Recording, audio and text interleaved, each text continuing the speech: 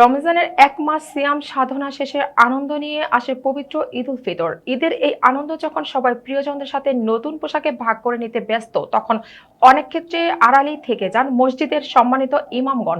স্বল্প সম্মানী আর সীমাবদ্ধতার কারণে ঈদের আনন্দ অনেক সময় তাদের স্পর্শ করতে পারে না।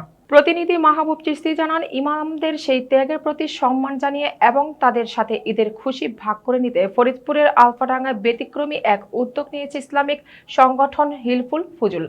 বৃহস্পতিবার বিকেলে উপজেলার ধলারচর চৌরাস্তায় এক অনুষ্ঠানের মাধ্যমে এলাকার বিভিন্ন মসজিদের ইমামদের হাতে ঈদ উপহার হিসেবে পাঞ্জাবি ও পায়জামা বিতরণ করেছেন সংগঠনটি। এ সময় সংগঠনটির সভাপতি মুফতি রাকিবুল হাসান রাকিব, সহ সভাপতি হাফিজুর রহমান, কোষাধ্যক্ষ মারুফ শেখ সহ অন্যান্য সদস্যরা উপস্থিত ছিলেন।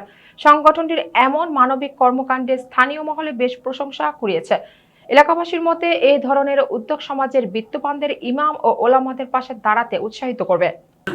হিলফুল ফুজুল সংগঠন বিগত 3 বছর ধরে বিভিন্ন সময় এতিম, গরিব, অসহায়, বিধবা এবং বিভিন্ন ধর্মীয় অনুষ্ঠানে সহযোগিতা করে আসছে এবং প্রতি বছরের ন্যায় ইমামদেরকেও সম্মান প্রদর্শন করা হয়। এই বছরও এই ধলেশ্বরের হিলফুল ফুজুল সংগঠন ইমামদেরকে ঈদের ভাগাভাগি আমরা সকলে ভোগ করে নিচ্ছি।